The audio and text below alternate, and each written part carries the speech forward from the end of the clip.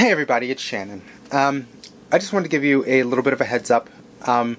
Today's episode is going to be dealing with some very heavy topics. We are going to be discussing some very hate-filled legislation in several different places around the country.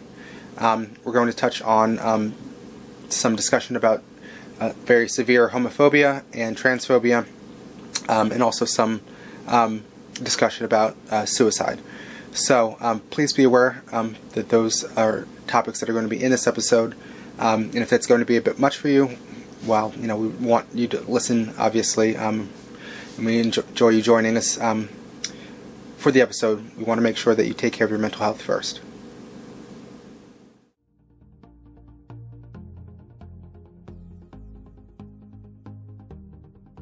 This podcast deals with issues about LGBT families and trans-specific topics.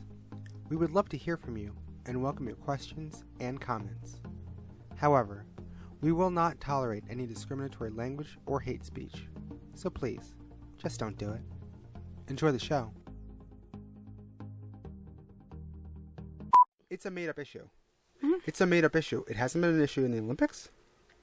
It hasn't been an issue with sports all around the U.S., and it's been something that has existed for a while.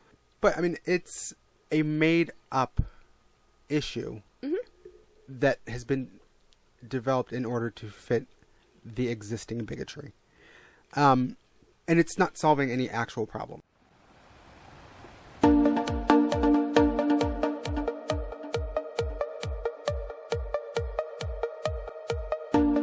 When we were kids, we met at camp. After college, we got married. 10 years later, we finally had a baby. That same year, I came out as trans. This is the story of our journey. Through marriage, parenting, gender, and all the changes that life brings. This is Our Life in Transition.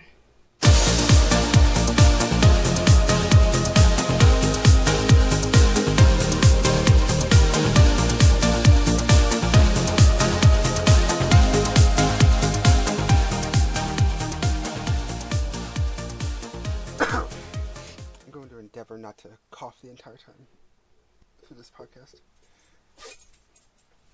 We'll see how it goes. Do your best. Yeah, okay. Okay, what are we doing? Right, podcast. Okay. Hey everybody. Hello. My name is Shannon. And my name is Rachel. And thank you for joining us for another delightful episode of Our Life in Transition. You caught up to the cue this time. You were off last episode. Good job. Yeah, well, I was all hopped up on cold medicine last episode. I'm firing on most cylinders. Okay. Despite the 3 hours of sleep I got last night. Well, that's good. How are you feeling? Generally speaking. Depressed. Well, there's that. No, I'm tired. I'm not dying of whatever cold or sinus infection I had last time, but not coronavirus that we had. Yeah, well, it was not the coronavirus, but I'm okay with that. But a whole bunch of shit's gone wrong lately. So well, the munchkin's sick now. So yeah, it was a long night last night. But she's taking a nap now, so we can actually do the podcast. We hope. Yeah. This may be recorded in a few parts. Yeah, we'll see. We'll see how far we get. Okay. But I'm generally. The prep for this episode was generally depressing, horrific. Watching the Super Tuesday stuff was generally sad. Yeah. It's always fun when you do a bunch of research for a very political episode. That's always fun. Hi, dog. Why are you hitting me in the leg? Because I have pizza rolls. Oh, okay. No. And she thinks she's getting some because she's delusional. Is she really delusional, or is she... No, she's delusional. These are mine. I mean, to be fair, there is a mountain of evidence backing her up that usually she'll get some kind of food. Not pizza rolls. The baby was already sick. I do not need a sick dog as well. Yeah. Rachel's food aggressive about pizza rolls. But, we're recording the, week, of Super Tuesday. Elizabeth Warden Warden, wow. Well, if Elizabeth Warden dropped out, maybe Elizabeth Warren's still in it. Elizabeth Warren dropped out this morning. I don't know. What did you put in my coffee? I put nothing in your coffee. You made your coffee. Oh, okay. All I did was press the button on the Keurig. Also not a sponsor. Somebody. Anyway. But yeah, so... The Democratic field has dwindled. Yeah. We're down to the 2 old white guys. Mm-hmm. Well, I mean, there were 3 old white guys the other day, but Bloomberg took his 4 delegates from American Samoa. And 6. Oh, it was 6. Oh, well, I mean... 6 delegates from American Samoa. That's definitely worth his $500 million. So, yeah, well spent, Mike. No, it's just the 2 old white men now. Okay. Well... And Tulsi Gabbard. Fucking Tulsi Gabbard. I was wondering, I was reading an article, and they're like, there's no women left in the top tier. I'm like, wait, what women are left? And I'm like, oh, Tulsi, just give up. Yeah. Yeah. I mean, speaking of homophobes, anyway. So today we're talking about horrible anti-trans legislation. Yes. Because it is an election year, and you all need to know why you need to vote. We're constantly talking about that, like, go vote, go vote, go vote. So this episode we're going to kind of give you some insight on why. It's going to be real depressing. Yes. There's 3 pages of notes for this. It's, there's a lot. I was shocked doing research because, you hear 1 or 2 of the big things that are going on that are making national headlines. Mm-hmm. There's a lot of little stuff that's flying under the radar. Yeah. And it sucks. It's real cute. And you know what? And I said to you last night, I'd be shocked if I didn't expect it, but... I was shocked. Because I expect it, but I didn't expect the extent. So, since you did the research, I will let you go ahead and lead. So what did you find, Rachel? Well, there's a bunch of different stuff. There's a bunch of different categories of stuff, and it's in states everywhere. You'd think that maybe you think, the Bible Belt has a lock on anti-trans stuff. Mm-hmm. Nope. They don't. Nope. They share. Everywhere.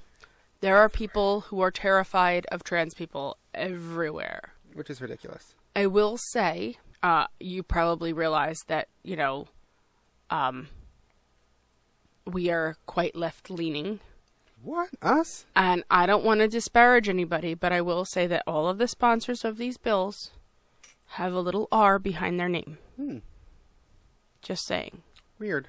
Now, the good thing that I found is that only one of these bills has actually passed all the way and been signed by a governor. Yeah.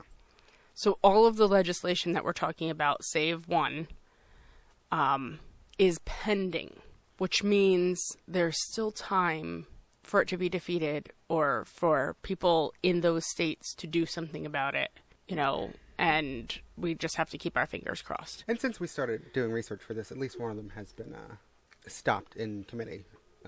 So, yes, it's not hopeless, but it's expansive. It's interesting. Literally, 20 minutes ago, I was on Facebook, and one of my friends posted something about having no idea that we were about to record this episode about right-wing interest groups who are writing the legislation and just doling it out to different states. All of these states have the same legislation. Mm-hmm. It's ridiculous. It's really crazy. So there's a bunch of different categories that these things fall into, I guess. But let's start with the transition bans. Yeah. So these are all from 2019 and the last couple months of 2020 here.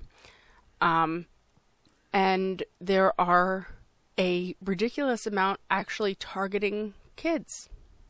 Yeah, because we have trans kids. When somebody think of the children, we are thinking of the children. So there are outright bans being put forward in Alabama, Tennessee, Missouri, Illinois, Oklahoma, South Dakota, Florida, and West Virginia. These are all still pending. They're in various states. Some are in committee. Some have gone to the floor. Some are, awaiting amendments and all those political processes. But they're all out there. So these just outright bans on medical transition. That includes HRT. That includes surgery. Outright bans. It is illegal. You're not allowed to do anything until... to help a minor.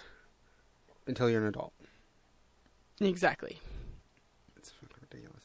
Now, Missouri and New Hampshire have gone a step further and added medical transitions to their child abuse statutes. And you wouldn't think New Hampshire would be one of those states.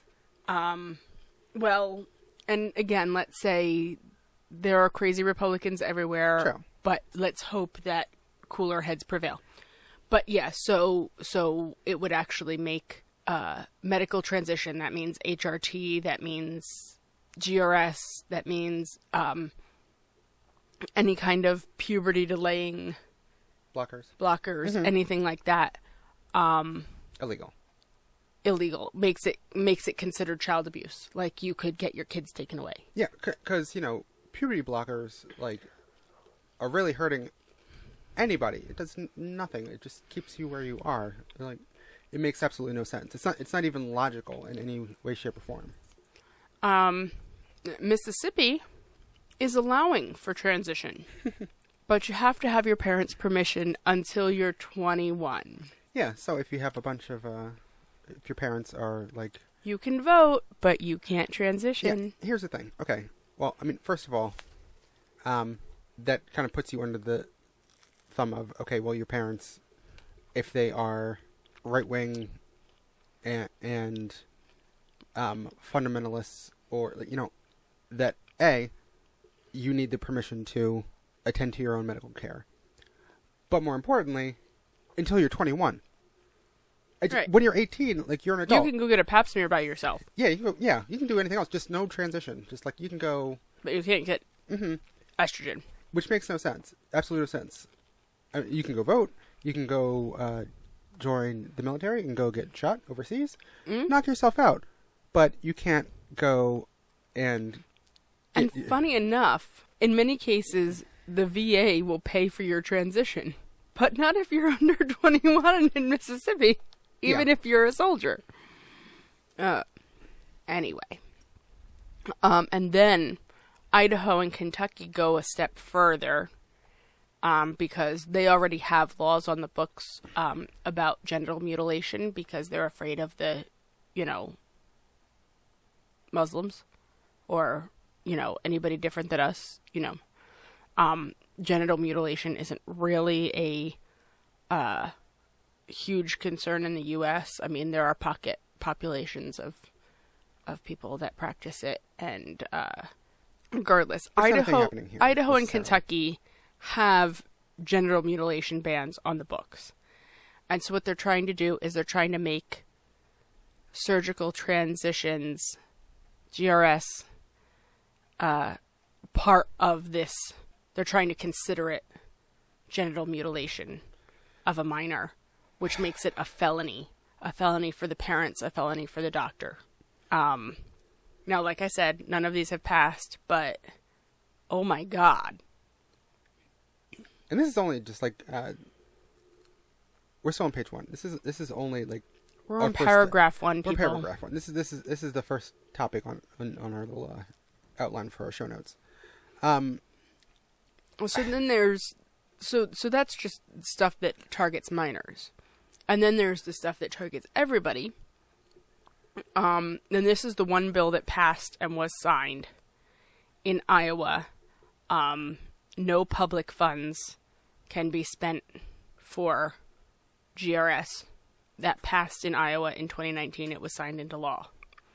There's the same bill is pending in Alaska, has not been passed yet. So basically, in that situation, it's if you have Medicaid or Medicare, or some other publicly funded insurance, government workers, anything that the government pays for. Anybody that has an insurance that has some government funding will. It's banned. Obamacare policies in the states, like I don't know how Iowa and Alaska work their ACA stuff, right? But I know in New Jersey, the state partially subsidizes. Okay. And so if that's the case in Iowa and Alaska, Obamacare plans would not. So you have insurance, but they just won't let you get the medical care that you need. Right. In Illinois, there's a bill that prohibits Medicaid-funded GRS. And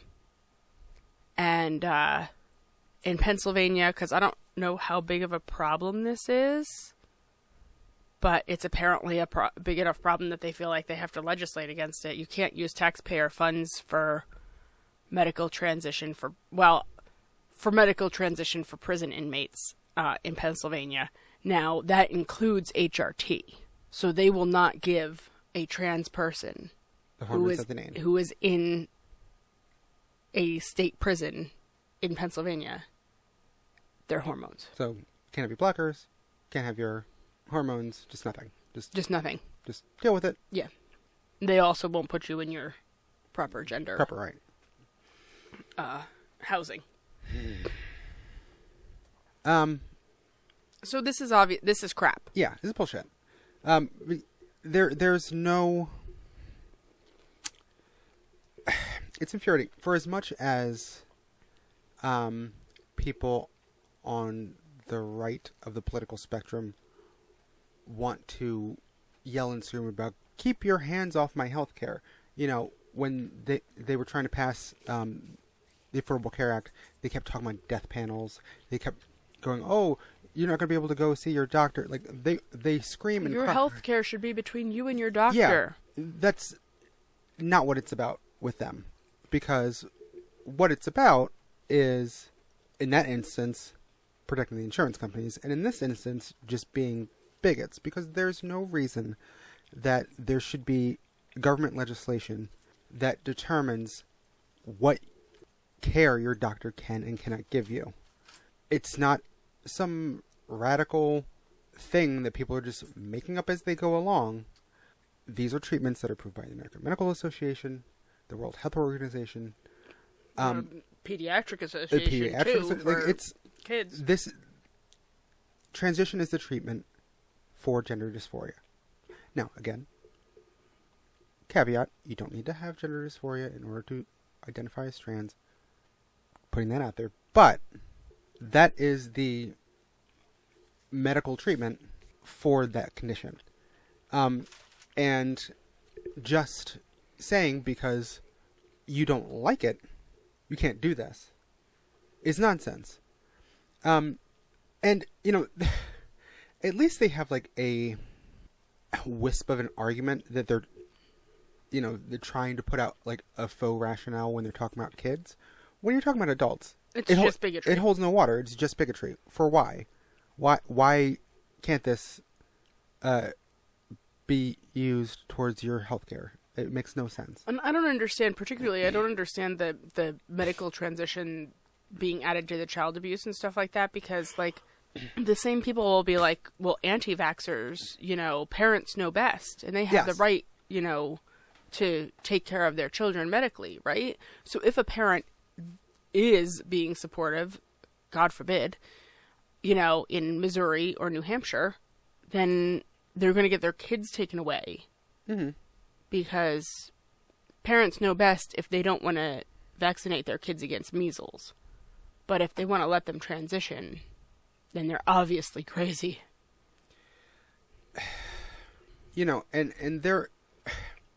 And simultaneously, even within this, they are not making sensible arguments because, on the one hand, they're putting in legislation saying, oh, well, your parents don't know what is best for you. Your parents can't make good decisions as far as your health care. Unless you want to do that, And then your parent has to make a decision. Has to make a decision until you're 21. Like, it makes no sense. It makes no sense. It's just because that's not what it's about. Right. So, moving on from transition bans, because we could talk about this all day. Yeah. But there's so many more topics. So this is the big one. This is the one that's been making headlines. Mm-hmm. Is sports. Now there are a number of legislatures taking this up in Missouri, Idaho, Arizona, Ohio, Tennessee, Alabama, New Hampshire, Mississippi, Kansas, Iowa, Kentucky, and Louisiana just added one this week. Mm-hmm.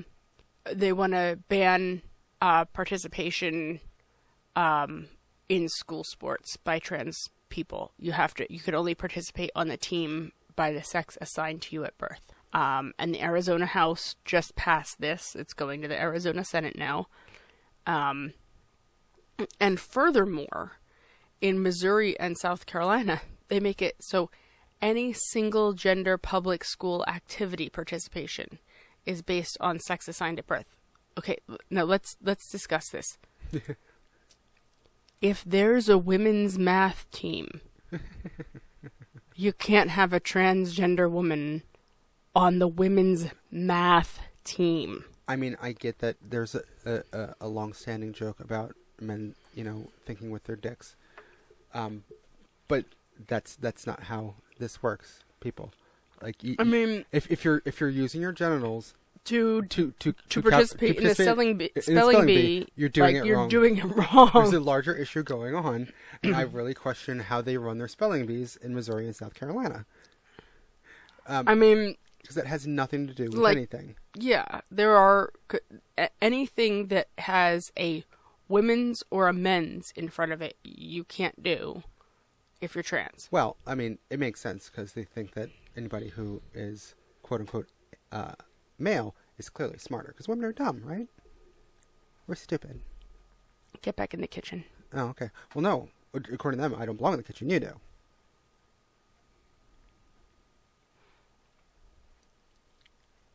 Have those pizza rolls. Keep it up, Shannon. Why are you glaring at me? I'm not the bigot here. I'm making fun of the bigots. What is going on? Anyway, so those are specifically for school sports. There are also some that are for all public sports. Mm-hmm. So anything like town-sponsored Little League or whatever. And that's in Georgia.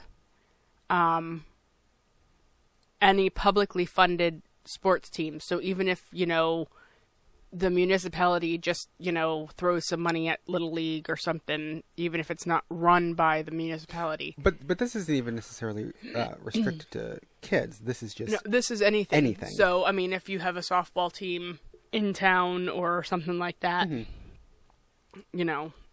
can't participate. Georgia has rolled this in with their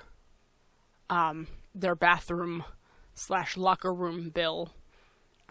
It's part of the same thing. These people spend a lot of time fixated on trans people's junk. It says more about them than it does about us, to be perfectly honest. And Missouri has even gone so far, totally unconstitutional, but they're going to try it. They have proposed a state constitutional amendment to ban trans people from participating on publicly funded teams. Or people other than the sex assigned at birth. So this is also, this also affects, what if there's only a men's team? If there's a men's soccer team, but there's not a women's soccer team, doesn't matter. A woman can't be on that team. Sorry, girl. That like sports? No. Yeah, regardless, whether they're trans or not. So this is blatantly unconstitutional. It's not going to happen, but they're trying. Well, okay. I say it's not going to happen, but who knows with the Cheeto? It's unconstitutional, but they're trying it anyway. And that's the thing is they don't care about the legality of it. They're right, just because they'll just through. take it to court after court after court, and in the meanwhile, it'll stay in effect for however long. Exactly. And the thing is, all of this is based on people's faux science, their 8th grade comprehension of their antiquated biology textbook that they had in school. That's not how science works. There's no scientific evidence that trans people have an unfair advantage, create unfair competition. It's nonsense. Because really, it's much more... There have been scientific studies about this. It's much more nuanced than that. It's about how your body uses testosterone individually. Individual people, you can have, a shit ton of free-floating testosterone in your body, and if your body doesn't make proper use of it, you are shit at sports.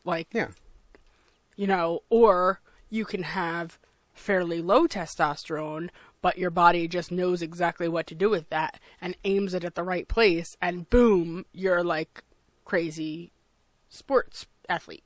Exactly. Person. And, okay, so, according to them, I would have been banned from women's sports if I was inclined to participate when I was younger. But here's the thing. I'm crap at sports. I'm not good at it in any way, shape, or form. And I have a lot of friends growing up that were fantastic athletes that would beat the shit out of me in any kind of sport that I participated in. It's nonsense. It's not based on scientific fact. It's based on their own speculation based on their predetermined beliefs and biases. And here's the other thing. Not all biologically male assigned people have a shit ton of testosterone floating around. I have more testosterone, naturally occurring testosterone, than Shannon. That's true. And not even with the blockers, not even... We both had blood work done. Yeah, before I started HRT, I had to have blood work done to see what was going on. My testosterone was lower than yours was. Which is why I get angrier faster and threaten to beat the crap out of people. But that's beside the point. Control yourself. I can't. I have so much testosterone. I appreciate how you lose control and turn into a giant green rage monster.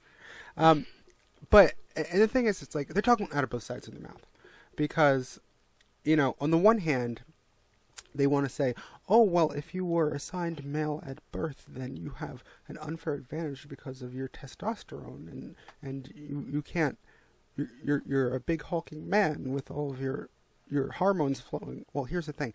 If you actually affirm trans kids, which they don't want to do, then you don't... They won't have all that you don't have testosterone. That. Yeah. They can be on puberty blockers. Exactly. If you put a kid who is assigned male at birth on testosterone blockers, they're going to sit where they are until such time that you start giving them estrogen, and then they're going to develop like every other cis girl that exists. Because that's how biology actually works. It's not just like, you come in utero, just like, I'm, a big, strong man. It's not how that works. Everybody's basically the same until they hit puberty. And then, testosterone or estrogen kicks in, and your hormones develop one way or the other, or not. Sometimes they're not. So if you just affirm trans kids to begin with, yes, and let them go on the medications that they need, then this is a non-issue. Exactly. But they don't want to do that. Right. But they also don't want to allow the kids that they wouldn't allow to be, affirmed and, have medical intervention participate either. And I mean, this has an effect, as I was saying, this has an effect on cis women too. Mm-hmm. There's a 16-year-old girl in North Carolina who's on a wrestling team. She's the first girl in the state to be on a wrestling team.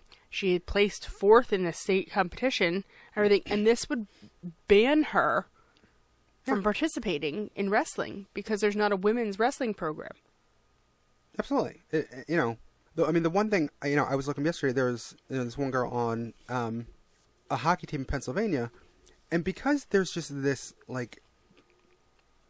dearth of transphobia that's just flowing around out there, she's getting harassed because she's on the hockey team. There's no girls' hockey team. She wanted to play hockey, so she's on the hockey team that exists, and it just happens to have boys on it besides her. She's the only girl that's on it. She's not trans. She's just a girl. And people are, like, harassing her, telling her, you know, to do her gender reveal, mocking her. Like, she just wants to play hockey. Right. She's just a kid that wants to play hockey. And this is the kind of shit that happens when you are just injecting bigotry into our national discourse. Right. Well, and also, like, this is about trans women. Mm-hmm. Because nobody cares if there's a trans man. No. On a men's team, because they assume that a trans man won't make it onto a team. Yeah, because they're just a girl. They're just girls in jeans. Like yeah, the rest of us, I don't get it. But you know, but nobody's talking about trans men participating in sports. Nobody pays attention to the trans men. It's like they don't exist. And here's the thing: in most of the conversations about trans issues, it's always about trans women. Well, I don't know. This might be, forgive my ignorance, but I think it has to do with the fact that that testosterone is such a powerful, it's a hell of a drug, but hormone that a lot of trans men have a much easier time passing. True. And, you know, once they've been on testosterone for a while, you don't even... And honestly, if you talk to a lot of trans men, you know, they will tell you, oh, suddenly I have privilege. People respect me all the time. And if you're going the opposite direction like me, oh yeah, you get looked down upon, you get talked over, people don't respect you because it's preferable to be masculine. Everybody wants to be a man, especially a white man in America. But why would you want to be a girl? Right, and also, that's to that point, when you're young and you're a tomboy. Yeah. That's all right. Yeah. You're a tomboy. Oh, look at you. Whatever. She'll get over it eventually. If you're a trans girl, or even you're not a sissy. Even if you're not. Or even not a trans girl. Yeah. Even just a sensitive boy, or a boy who isn't particularly into sports, who's rather into music, or who, you know, whatever. You know, then you're a sissy. Yeah, well, I mean, if they're being polite, they'll say that. Oh well, there's a ton of other terms. We all know. We all know what it is. But you know, and that's the thing. Like, it is not socially acceptable to be feminine.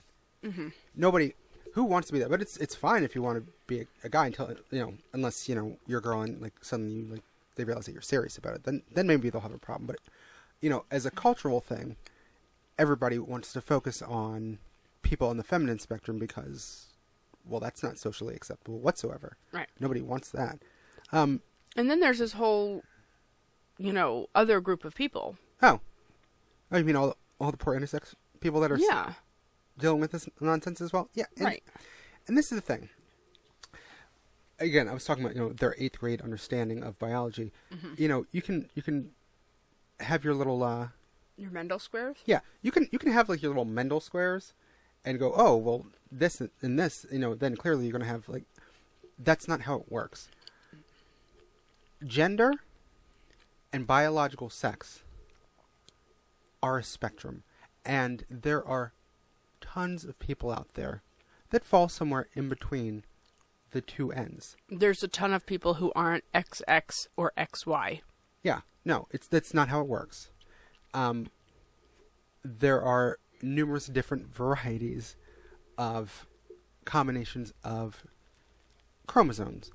And to be quite frank, the statistic as far as how many people are intersex is that it's about as common as people who are redheads. So I can guarantee you've met somebody who is intersex before. And it's possible that they didn't even know that they are intersex. No, absolutely not. Because unless, you're trying to have a kid or something like that, if you may appear one sex on the outside and have different stuff going on inside, and you would have no reason to know that. I mean, the only reason we were 100% certain that you weren't intersex was because at some point you started having a period and then you had a baby. Mm-hmm. That's it. That's the only reason we haven't had your chromosomes checked. We don't know. Exactly.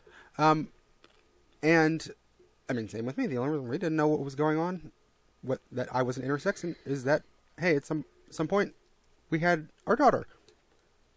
That's it. That's the only way you know, unless you have tested your chromosomes. And that doesn't account for gender, because that is a completely separate development when you're growing in utero from how your body develops. Your mind and your body develop at different stages. But, you know, people who are intersex are dealing with the same thing. You know, there's the situation with Kassar Semenya, who is the Olympic track athlete. Here's the thing. She's had to undergo a bunch of biological screenings and gender assessments, that there is whisperings that maybe she's intersex. We don't actually know. But in any case... But she's had to go through all of these invasive hormone testing and all kinds of stuff. And she does have naturally higher occurring testosterone. But so does Rachel. And it just so happens that she is a really fantastic athlete, so they suspect that clearly this must be a man in disguise. Okay, but she has really high naturally occurring testosterone that she's also trained her body to use through years and years and years of training and... And actually, in her situation, they want her to actually take testosterone blockers. Exactly. Right. Exactly. No, I mean, obviously, they want to have it both ways. Obviously, no, that's an international situation. Yes. But, I mean, it's applicable to what we're talking about here, because... Actually, though, a lot of this is, like, I have found... I mean, the International Olympic people, we're going to just set them aside. Well, and here's the thing. The Olympics actually has allowed trans people to participate for years. But there's other, you know, sports organizations internationally and in the U.S. that just go, well, it's an issue. It's not an issue. But there's a lot of actually state interscholastic and intercollegiate leagues and associations that already have on the books that you participate according to your gender identity. Right. And all of these... It hasn't been an issue. All of these bills are seeking to override what the governing bodies of the actual sports are saying. It's a made-up issue. It's a made-up issue. It hasn't been an issue in the Olympics. It hasn't been an issue with sports all around the U.S. And it's been something that has existed for a while. Now... Sorry. Calm down. Calm your tits, Rachel. My tits will not be calmed. There's too much testosterone. Well, that actually doesn't even make any sense. I know. Like, why? I know. Why do I even have tits? I don't know. But, I mean, it's a made-up issue that has been developed in order to fit the existing bigotry. And it's not solving any actual problems. And here's the thing. This Arizona bill that just passed in the House requires that all girls have a doctor's note and a DNA test to allow them to participate in their sport. Do we really want the government to be telling people that they need to collect their DNA? Yeah, that's a problem. So that they can play field hockey? And I mean, and just casting aside whatever your views are on trans issues and whatever, I mean, that's a huge privacy issue, and it's all the burden of the girls. They don't care if there's a trans man on a boys' team. Yeah. They only care about a trans woman on a girls' team, and all of the girls have to submit to a DNA test. Which, I mean, not only is it just invasive, on its face, it's unconstitutional and discriminatory. You don't care about the trans men. You don't care about the boys, because they're really just silly girls. You don't care about them. Talk about a right to privacy issue. Yes, it's a right to privacy issue, and it's a blatant discrimination issue. There's no reason that you need to be doing this to begin with. I mean, I guess it's less invasive than making them submit to a gynecological exam, but geez. I wouldn't put it past them to try. Exactly. And, you know, and this is a situation where it's like they just, you know, assume, okay, well, if you're a guy, then clearly, you know, that's fine. But, you know, any issue, it blatantly is unconstitutional. It blatantly violates Title IX because it is being discriminatory in that it's targeting one group versus another, and it's not being equal across the board. Right. So they're not even trying to pretend that it's about filtering people out according to their assigned gender of birth, because on one side they don't even care. And they're called, all of these acts are some version of Save Women's Sports or Fairness in Competition acts. And they're all blatantly unfair. And actually, they're going to not save women's sports because there's going to be, like, a bunch of girls that are like, why do I have to get tested to be on a freaking team? Mm-hmm. And they're going to end up just not having the teams because it's too much trouble. There is no talk about who's paying for all these DNA tests to be processed. I mean, if that's going to be on a burden on the athlete themselves, or if it's going to be a burden on the sports team or the state, like, there's all these things that it's going to end up making it so that people don't want to have girls' teams. You're creating problems in order to solve a problem that doesn't actually exist. Right. It's such a ham-fisted approach to a non-issue that it just illustrates that it's not actually about the issue they're saying it is. Of course. So that's the sports bills. Thanks again for listening to the show. If you like what you hear so far, subscribe so you never miss an episode. Also, be sure to share with your friends and family so they can enjoy as well. This podcast is made possible by listeners like you. Thank you for your support. But wait, there's more. So everybody knows about bathroom bills. Because North Carolina did it in 2017. And there was uproar and stupid people. And that finally got overturned. It did finally get overturned. But it hasn't stopped anybody else from trying. Missouri and Massachusetts both proposed the same bill. Missouri's bill, exactly the same, because these bills, let's face it, are being shopped around by interest groups. Conservative interest groups that are writing the bills, and then they just pass them out to whatever friendly legislator they have in each state house.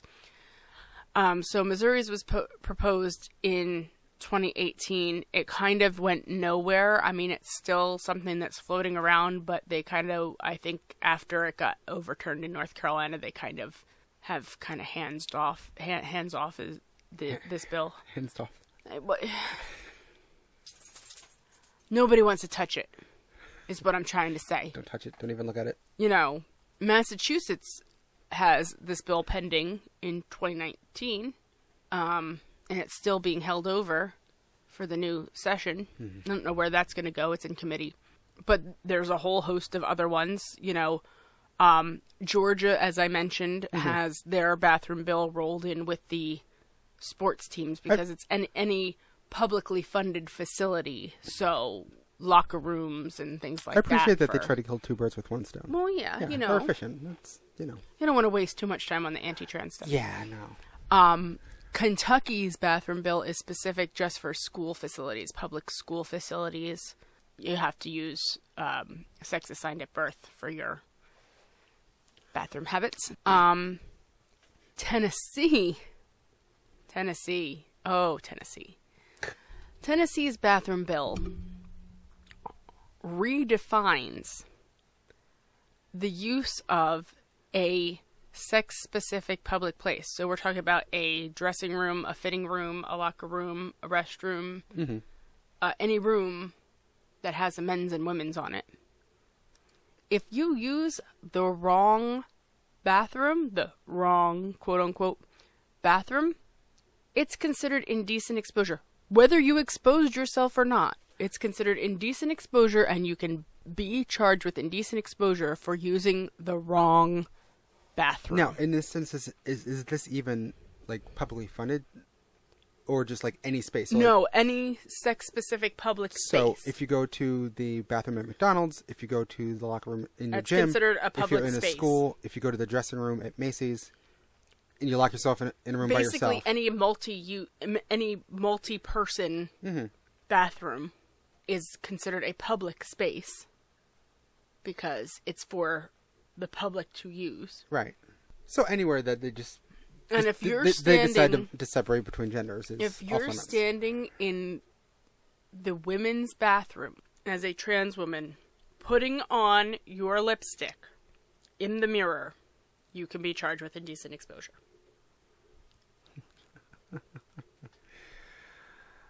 I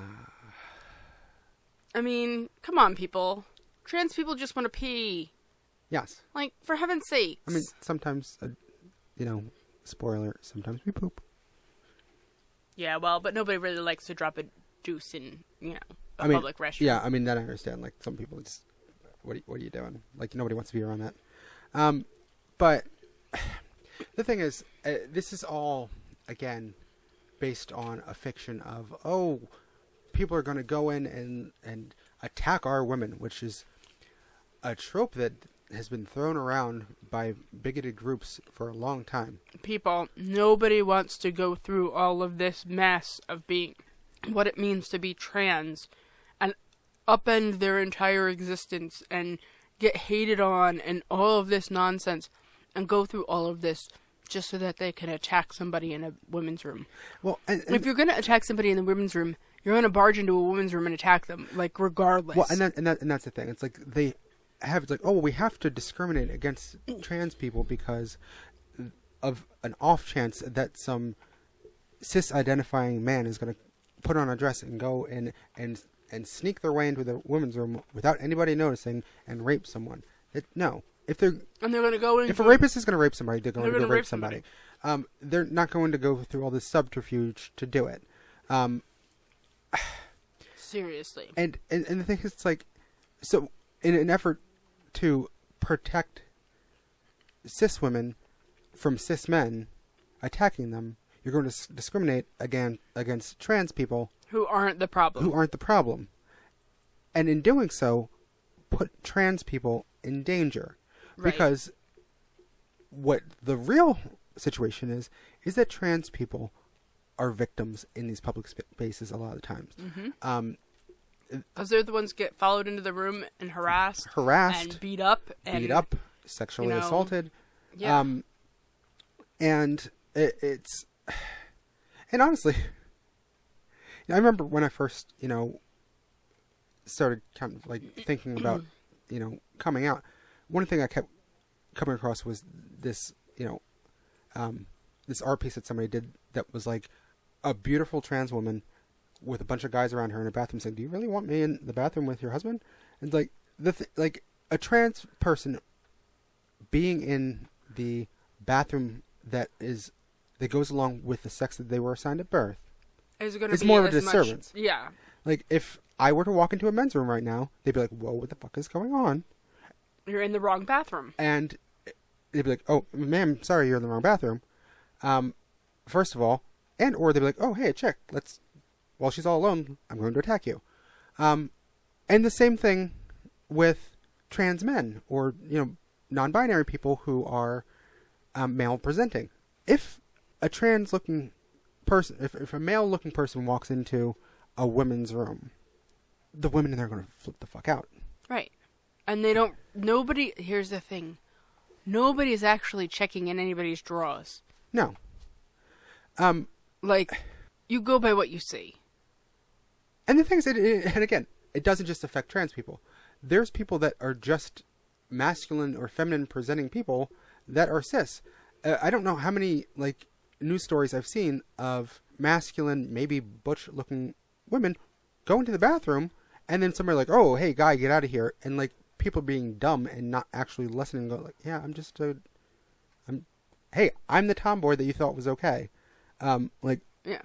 But because people are in such a fervor about trans issues, like, "Oh, clearly you're trans," like, or clearly you're a guy, and I don't believe you, and there's people thinking that a mask-looking woman is actually a kind of soft-looking guy trying to break into the women's room, and that's not what's happening. It's just a lady in a ladies' room. Oh, seriously, let people police themselves. Go to the bathroom. Let people go to the bathroom that they're comfortable with.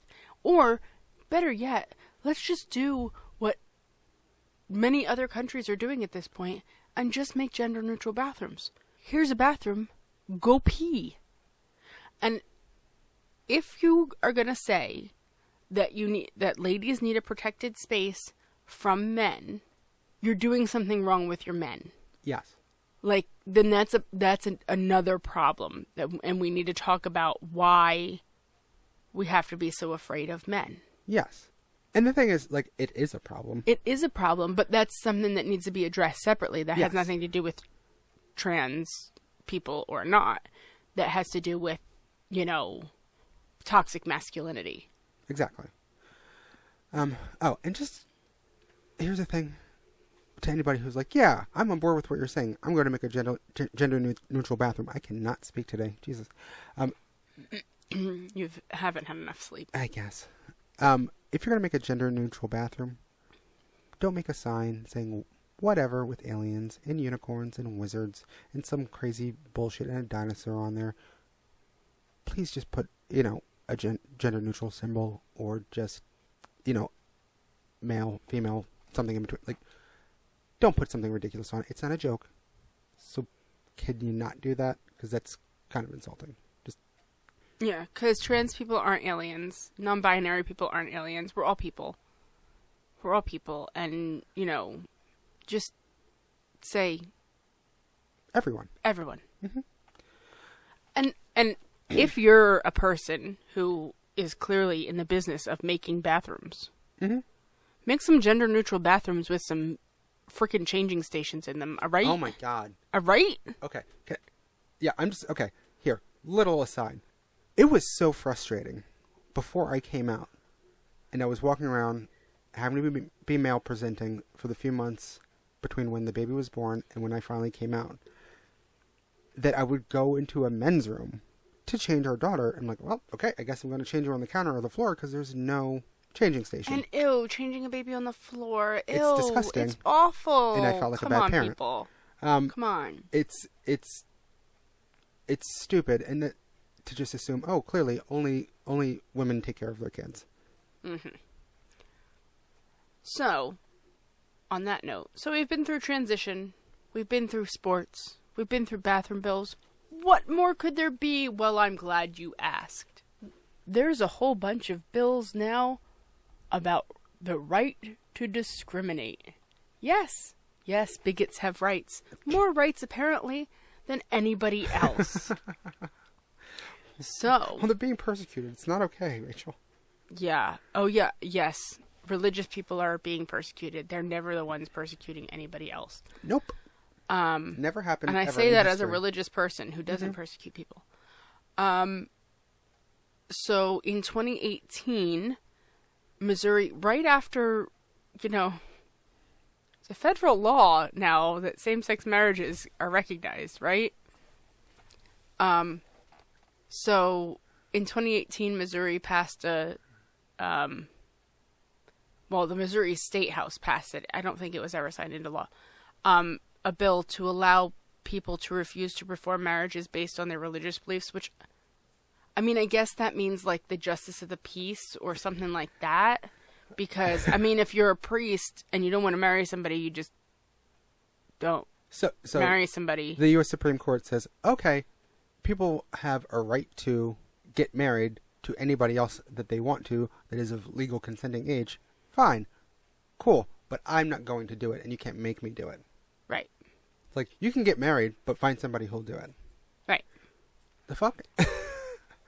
In 2019, Massachusetts proposed a sweeping bill that was just the right to discriminate based on religious beliefs. You can refuse service to anybody for for any anything reason. So because trans people, gay people, because black people, because of your religious beliefs. other people of other religions. Iowa specifically, just in the last couple months, has a bill proposed for the right of businesses and professionals specifically to discriminate based on their religious beliefs. So,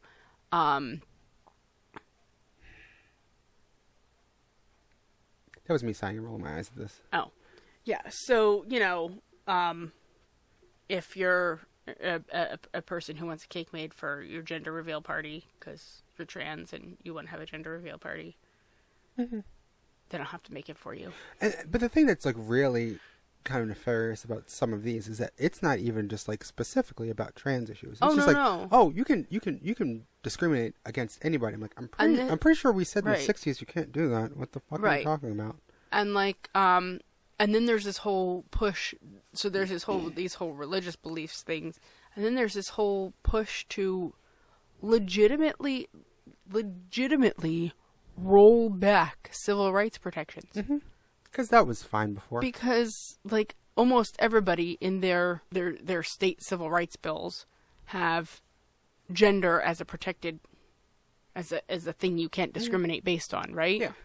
Except now states are trying to remove gender identity as a protected class, which also affects cis women.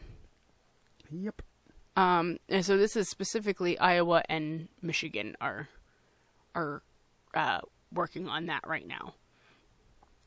But, I mean, A, you can't do that. That's unconstitutional. And B, you're hurting women. Yeah.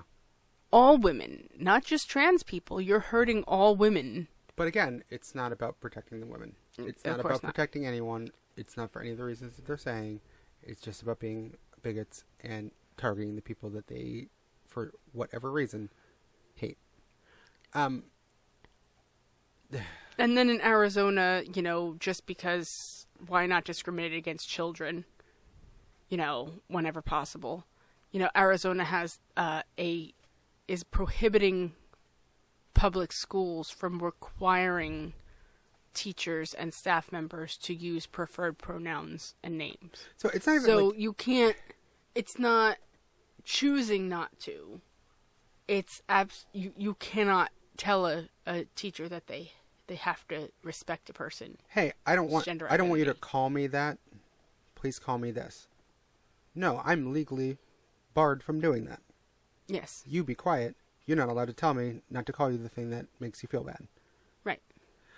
Which, and shit like that really gets on my nerves. Like the things that like are really small, simple things that you can do to affirm it's pettiness. Kids. It's pettiness. You're right. It's That's petty. what it is. It's just really petty. Yeah, and there's you're in no way, shape, or form is it hurting anybody to respect what somebody's pronouns are.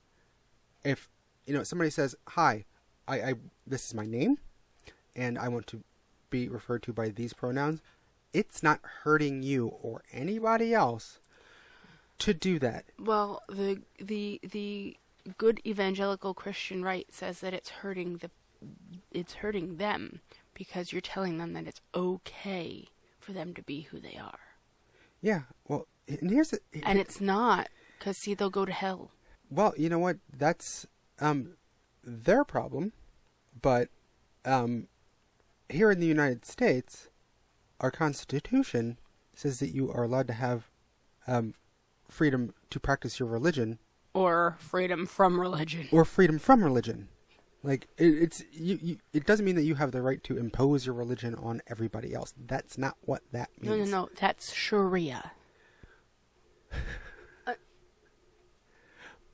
But no, it's Rachel. It's only bad. It's only a crime when they do it. Oh. Yeah. Right. Yeah. It's only discrimination in the third person, their discrimination. It's not discrimination in the first person, our discrimination. Right. Yeah. Gotcha. And here's my thing. Like, okay, if you're a pharmacist working at your, neighborhood pharmacy, and you're like, I don't like trans people, and I assume you sound like that because, let's be honest. They don't all. Sometimes they sound like us. Well. Maybe not me so much, but... trying to make them easily identifiable. I don't like the trans peoples. They're not, though. They're not always easily identifiable. So I'm not going to give you your HRT. Like, you need to find a new job. Because it's not your job to know why people are getting the medications that they're getting. Yeah, it's not. Maybe I have a issue that I need progesterone for, or like you don't know. The only time a pharmacist ever needs to go, hey, hold on, let's just double check about filling this prescription, is if they look at your prescription and go, hey, you're already taking another medication, this might have a weird interaction, let me double check with your doctor. And then you double check with the doctor. You don't make a decision on your own because it's not your decision to fucking make. Right. And if you're in a job that an essential part of your job is something that you have a religious objection to, find a new job. Exactly. The thing that just galls me is like situations where like people like work for a larger corporation like CVS or something, or Walgreens, and they're like, oh, well, I personally object to this, and then it's clear it's the policy of the company not to do that, and they're just like, well, I'm going to do it anyway. Because there's no consequences to that. Well, fortunately, for a lot of larger companies, when you call them out, they're like, wait, who did what where? I'm sorry? Well, yeah, there's consequences after a giant boycott and shit like that, but it shouldn't happen in the first place. It shouldn't have to come to that. You've put people who are already a vulnerable class of people into the spotlight and made them more vulnerable. Exactly. In order to call out your shittiness. And just, like, look, everybody's entitled to their religious beliefs. I don't care whether you believe that we were created by aliens, or, that you don't believe in shit, or that you believe in the flying spaghetti monster. Like, I don't care what you believe. You're free to do that. Just leave me out of it. Yeah. Like, you don't have to impose that on anybody. And it's... And in fact, you can't. You can't. And the thing that is just so much of this boils down to people not caring because either they don't understand civics or they don't give a shit about civics, and they just want to apply whatever they believe in whatever way they can in order to hurt people that they don't like for whatever reason they decide they don't like them. Ignorance and apathy are not an excuse to be a shit person. That's true. And the thing about this is like it's blatant discrimination and totally unconstitutional and totally goes against Title IX. And especially when we're talking about, dealing with schools, and dealing with, it's blatant discrimination. With like Title IX, the Obama administration was like, okay, clearly, Title IX means, when they say you can't discriminate based on sex, it means that includes sex. your gender identity. It includes your gender identity.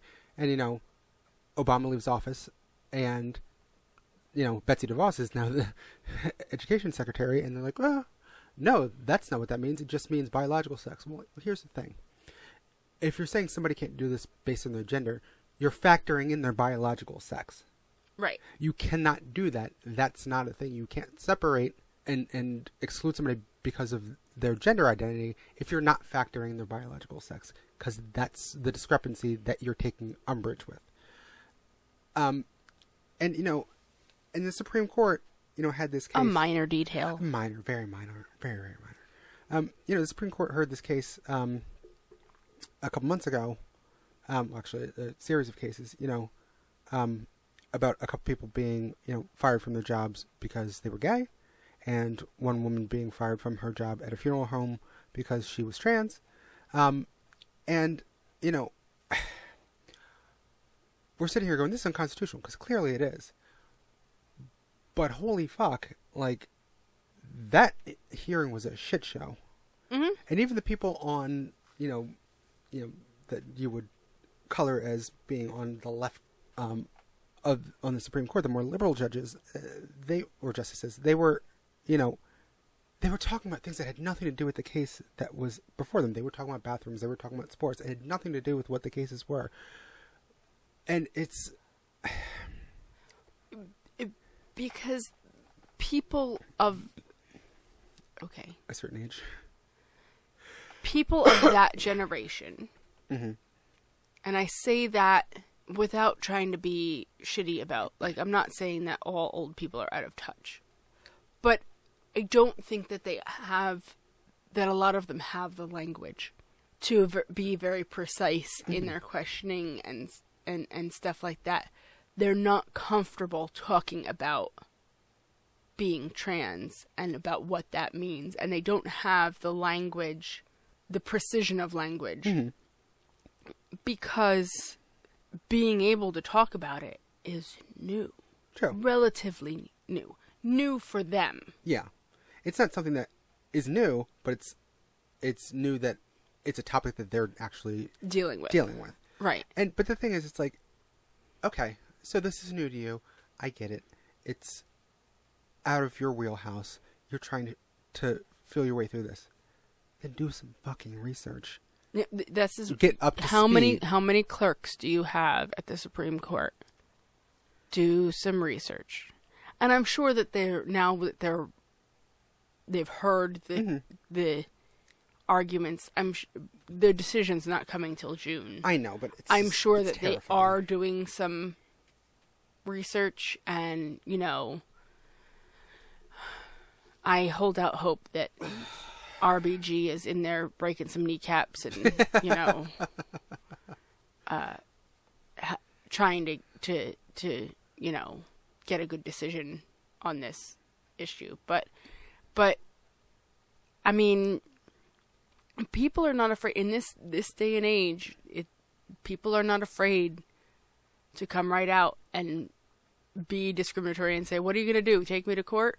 Because that's the attitude of the president. Yeah, it's been his attitude for his entire life in business. Yeah. Is, what are you going to do? Take me to court? I'll just run you out of money. Mm-hmm. I can hold out longer than you can. Yeah. And that's how he has always done business, and that's how people are approaching this now. Is that, like, okay, maybe in the end I'll lose. Well, but chances are you'll give up before then. And when people, complain about, like, oh, well, everybody's so PC, you can't speak your mind anymore. It means that people are saying, hey, it's not okay to be a douchebag. It's not okay to be discriminatory. It's not okay to... You have freedom of speech. You don't have freedom of consequences. Exactly. Oy. Anyway. Yes. But that's not all. Oh, there's more. There's more. And delightful. These things kind of just don't fall into any particular category, so they're just tacked on at the end here. So we have a couple about counseling, because, kids who are trans have problems. Yeah. So in Ohio, if you're a kid who is trans or is questioning or even is possibly gay or bisexual or is questioning, you cannot be counseled. So you can't even go talk about how you're feeling? Cannot. Counselors cannot talk to you about gender identity or sexual orientation in Ohio. And is that just, counselors in school or just anybody? Any counselor? Counselors. Anybody who's talking to a minor. So that means school counselor, any counselor, a psychiatrist, maybe even your priest. Yeah. Nobody. No counseling. No counseling. Not allowed to. Not allowed to bring that up. Mm-mm. No, it's so dangerous you can't even talk about. Mm-hmm. Oh, and here's a great one, because, who needs safe spaces, right? Mm-hmm. In South Dakota, you can go for counseling. Mm-hmm. But if you say anything about gender dysphoria when you're in counseling, bam, gotta call your parents. Now, is that the South Dakota one is the one that just died and committed, correct? No. Oh, it's not? Oh. Not that one's still pending. Oh, this is wonderful. That one is still pending. Oh, look at the one further down is the one that died in committee. Look at them. Look at them just getting all their ducks in a row. Okay. Yeah. So if you're not in a safe space at home,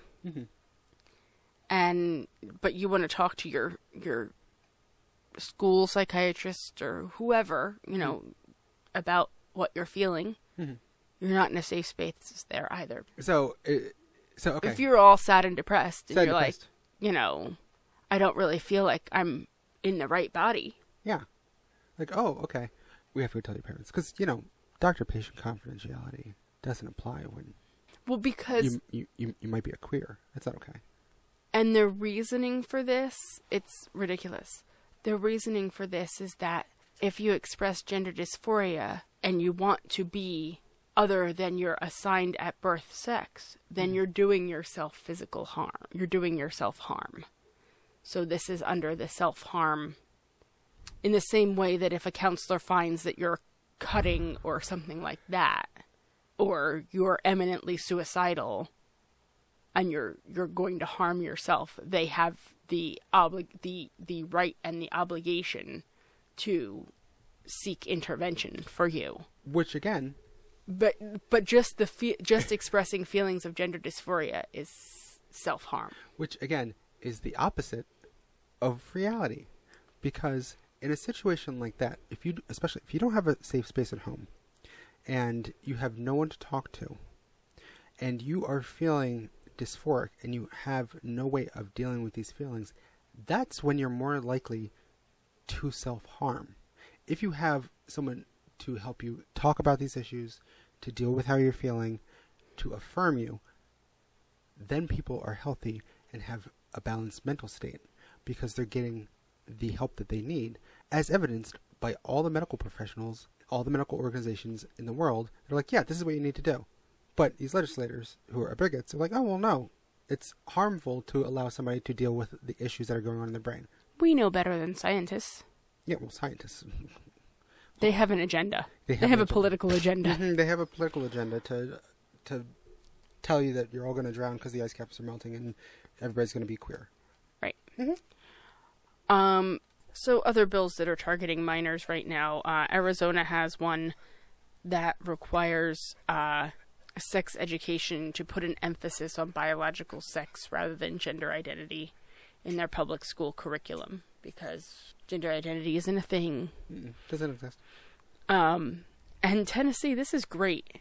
They have a bill, and it's called something about parental oversight of public libraries, right? And this bill seeks to ban content geared toward minors that has to do with gender identity or sexual orientation. So like books like, Somebody Has Two Mommies or stuff like, not allowed to be in. No, can't have them. Burn the books. A public library or school library in Tennessee. Not even allowed to acknowledge that these things exist. And, when you do this, when you create this atmosphere where especially LGBT youth don't have a safe space to exist, to express themselves, to get information, to understand what's going on with them, no matter how much you legislate, it's not going to stop people from having varying sexual orientations, varying gender identities. It always has existed. It's always going to exist, whether you like it or not. But when you make it that people, especially kids, don't have a safe space, that's when people get hurt. That's when people hurt themselves. That's when you create an environment in which, kids are mean. Kids are really mean. And so when you create an environment in which, it's okay to discriminate, then it's also okay to bully. It's also okay to pick on. It's also okay to attack and harm people. And that's when, if your goal is to protect the children from, because they might get hurt by this queer content, no, you're actually making it so that they are now in a situation where they're going to get picked on, hurt by other people, or potentially hurt themselves because they're living in this whirlwind of hate and discrimination and self-loathing. Yes. And also you're purposefully miseducating people. Your purpose, you're censoring information. Like, it's the thought police. Yeah, it's 1984. These people exist, and just denying their existence doesn't make it go away. It just allows for ignorance. Exactly. It just allows for people to. You're legislating in order to make people more ignorant, more stupid. You're passing laws to make people dumb. Yes. Like. Yeah. If you if the information isn't available and people don't have it and they're uninformed and uneducated, and that's what you're doing. You're making people less educated. Yeah. That makes no sense. So there's also, in Arizona, there's a bill actually put forth by the same guy. All the ones in Arizona are all like one guy who's just like on a crusade. That prohibits non-binary or blank gender markers on any official state document. So your driver's license, your birth certificate, death certificate, whatever. Like, you can't. Non-binary people don't exist in Arizona. They're not allowed. So, if you think that you're non-binary and you're in Arizona, you're not. Either you're not non-binary or you're not actually in Arizona. And if for some reason you find yourself in that situation, apparently you need to leave. Right. Because you don't exist. You don't exist. There's no such thing as a non-binary person. And now South Dakota had this sweeping legislation that legitimately was like, this is the one. Let's just roll everything into one bill and just comprehensively fuck over all the LGBT people of the world. The South Dakota omnibus hate legislation. Yes. Well done. Right. Yeah. Now, it was just in the past week. It lost its primary sponsor and was withdrawn. Thank God. And I think that this was a situation where there was a large grassroots effort against this, and somebody realized that they were going to be on the wrong side of this, and they just wanted to. Well, they realized they wanted it to go away. They were going to have a South Carolina situation, and they were going to lose all their businesses, and people were going to pull out of the state. And let's be honest, South Dakota can't really afford to lose that many people. Yeah. I mean. Well, no. I mean, there are people there. I mean, there's people there. But, I mean, there's not a lot of people there. I mean, anyway. So this legislation that just got pulled, thank God. But it was one bill that prohibited all of the following things. It prohibited bans on conversion therapy. You could not ban conversion therapy. So they passed a law to say you couldn't pass a law against conversion therapy. Well, they didn't pass the law. Well, they tried to pass a law that says you can't pass a law against conversion therapy. It prohibited the use of public money for GRS. Okay, guys. They're so threatened. It prohibited drag queen story time at publicly funded libraries. Now, drag queen story time is delightful. It is. And I don't understand why that's a problem, but this was apparently enough of a problem to this one guy in South Dakota that he had to put it into the bill. It prohibited gender marker changes. It prohibited requiring preferred pronoun usage. You couldn't require people to use the right pronouns. It prohibited state recognition of same-sex marriage. Guys, it's a federal law. You can't prohibit recognition of same-sex marriage. It's a federal law. Come on now. And it would prohibit recognition of any gender identity that differed from biological sex assigned at birth. So, trans people you are not recognized in the state of South Dakota. Don't exist there. So, okay, if you're trans, you don't exist. If you're gay, you can't get married, even though it's a federal. We're blocked by the federal government from saying that you can't get married. But you can't. But we don't have to recognize that you are. We're not going to recognize that you are. You can't make us call you what you want. You can't make us put the right gender marker on your ID. Your kids can't go watch drag queens read them a storybook, and you can't have any money to fix your junk. And also, we're going to not make it so that we can't torture you with That's conversion right. therapy. That's Gotcha. right. Okay. Yeah. I mean, so I'm they really glad put thought into this. they did. They just I'm just gonna make a list of everything that scares me about trans people, and put it into one bill. So I'm glad it's dead, guys. It's dead. But that doesn't mean it's not going to come up again. Exactly. But it's dead right now, as of February 24th. So that is a plus. Okay, so now you've heard all of the shit, and this is a really long episode, and you've heard all of the shit. So now what? Well, here's the thing. You got to pay attention to where you are. Yeah. Because a lot of these things are not highly publicized. I went on a couple of websites and I had to dig for information, and we'll put that information where I found all of this, what our sources are, in the show notes. I'm glad you have a master's degree in library science, so you know how to research, because it's really hard to find. Yeah. It was helpful. Although it didn't help me with the depression that followed. But, sorry. So you keep your ear to the ground in your local legislatures, and if you're in one of these places where these bills are pending, call them up and be vocal and get other people to join you in that effort. Yeah. Have friends and neighbors and, random people in the street, just, dial the phone for them, hand it to them, and be like, tell them no. Here, just scream no into this phone. Thank you. And if it is safe for you to do so, be a visible ally or be a visible member of the community and, stand up and say that you're here if it's safe for you to do that. Okay, and that's the thing. That's what all of this is about.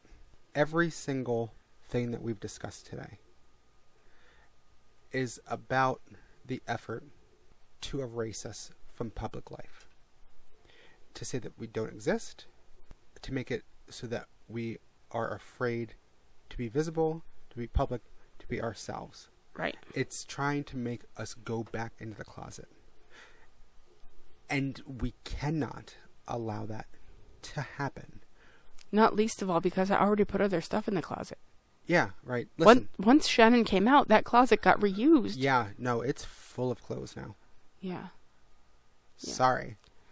But no, but in all seriousness, if you're an ally, especially if you're an ally with some privilege, mm-hmm. you need to, this is a point where you need to cash in on some of that privilege and stand up and say, you can't do this because trans people are people, and I love people who are trans. And you need to stand up and say that to the extent that you are able. And if you're a member of the community, if you're a trans person or a member of the LGBT community, stand up to the point that you are able. And there's other things that you can do. There's a lot of watchdog groups that are making these things more visible and, pulling them out of the shadows and publicizing, stuff that's going on. Human Rights Campaign, the ACLU, Lambda Legal. There's a bunch of other ones. We can put that in the show notes too. But if you are able to help their efforts monetarily, do that. If you're able to volunteer for them, go that route.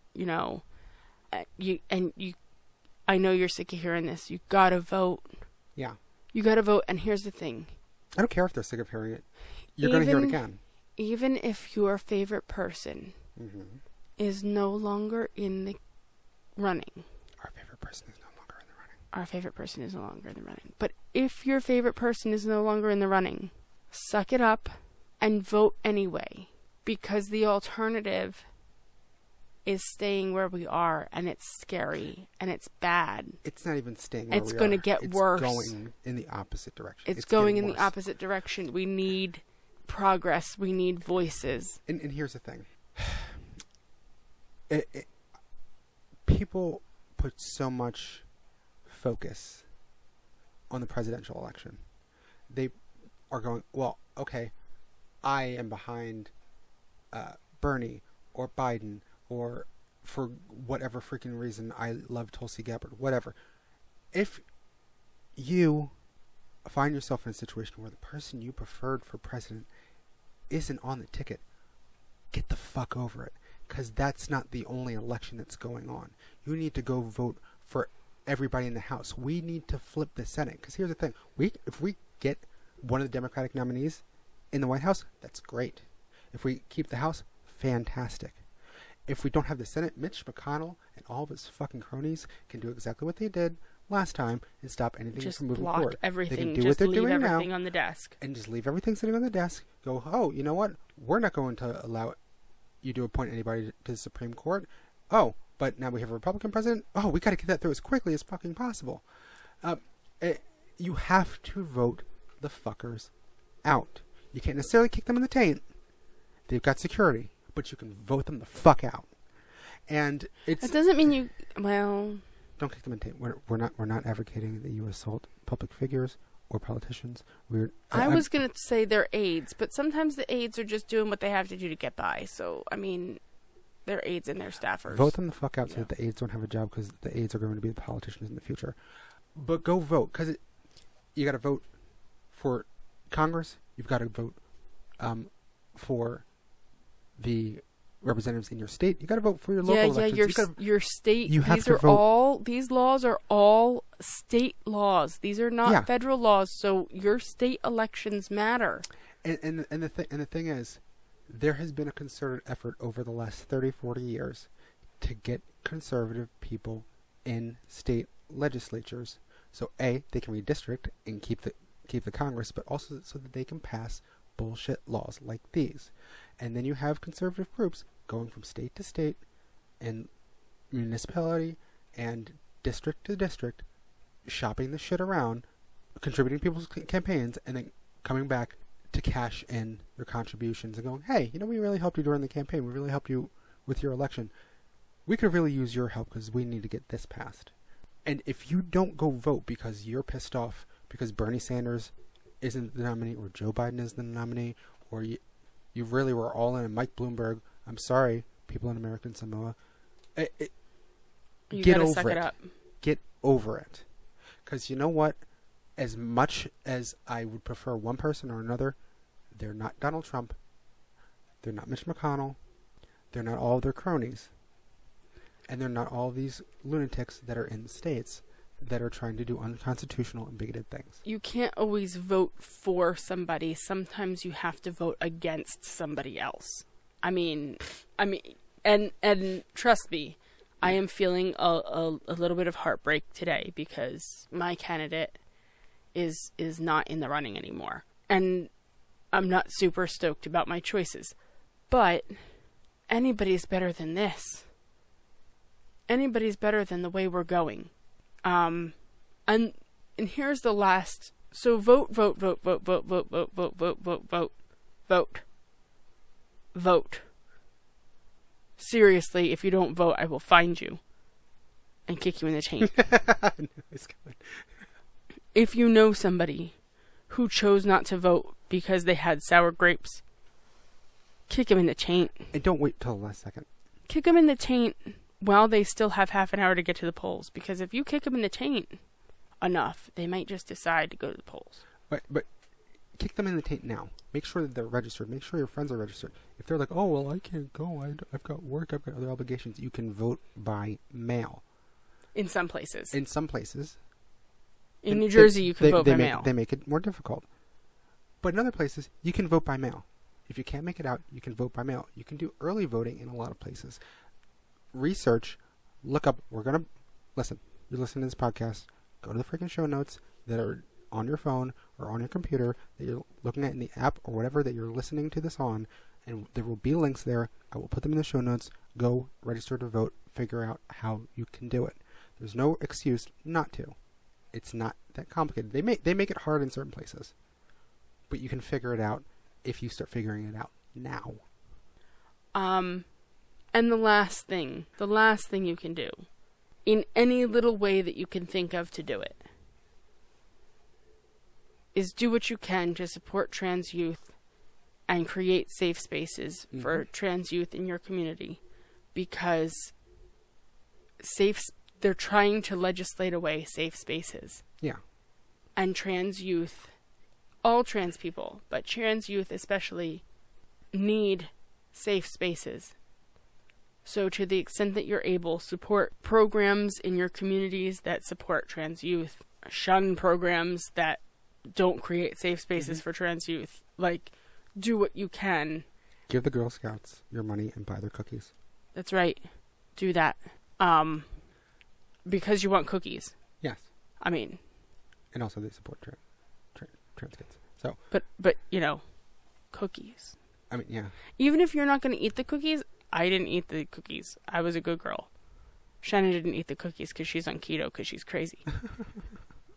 I bought cookies and took them to work. I wanted them. Now my employees love me. Yes. For now. Buy your friends and family's love. With cookies. With cookies. But, I mean, that's not the only organization. Like, seriously, though. Like, find places where you can help. And it's got to start local, because all of these laws are very, very local. Yes. You got to pay attention. You can't sleep. And you have to pay attention weekly, because I started doing research for this a week and a half ago, and I opened up the same website 2 days ago, and there was a whole shit ton of other stuff. It's constant, persistent. They're not going to stop trying to propose this shit. So neither can we. Yeah, we can't stop fighting against it. You know. Never give up, never surrender. Kick him in the taint. We need to make a show either physically or metaphorically. Do what you can. Kick him in the taint. Go in that ballot box and just think about kicking them as hard in the taint as you fucking possibly can, and vote. That's right. You'll get some satisfaction out of it. Mm-hmm. You know. This is a weird thing we've latched onto. But, you know, it's another thing. But it's visceral and real. So. If you're listening to this, I know this has not been the most cheerful episode. I apologize. It's been tough. Rachel, I appreciate you doing all this research. I know my it was tough God, on you. I wanted to jump off a building. It was awful. It was tough on me, just you reporting to me the shit you found before we even sat down to record. I didn't even look at the notes that you had made, and I just was like, nah. While you're doing all this, while you're voting, while you're supporting trans kids, whoever you are, wherever you are, take care of yourself as well. Yes, absolutely. The news is tough. It's tough. It's tough to take. But don't give up. As cliche as it may sound, it gets better. It's going to get better. We just have to keep fighting. Yes. Or the world will end. I don't know. Yeah, one of those. Can't possibly go much further down. Hey, listen. Maybe coronavirus will just fix it all. I don't think it's targeting the right people. Oh, damn. All right. Anyway, I promise you that next episode we will have something a little lighter, a little, maybe shorter. God, this is long. Jesus Christ. I've got so much editing to do next week. And not quite as rough to deal with. But, you know, these things need to be talked about too, so...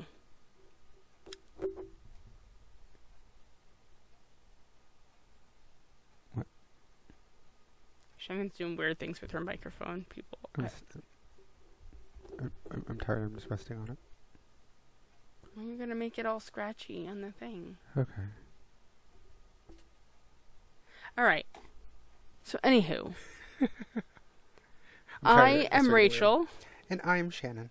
And we thank you very much for listening. Yes, thank you very much. And we'll talk to you again soon. Bye. Bye.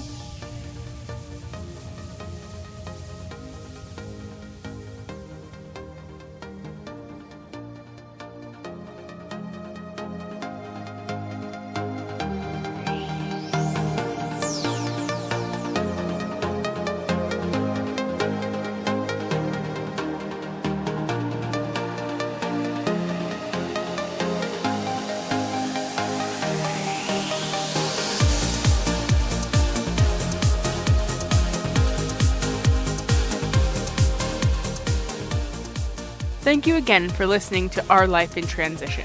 This show is hosted by Rachel and Shannon McDill. Our producer and editor is Shannon McDill. Theme music is Seize the Day by Jens Kiilstofte. Check him out at jens.kiilstofte.net. Support us on Patreon at patreon.com/olitpod. That's /OLITPOD. Your support makes this show possible. Thank you.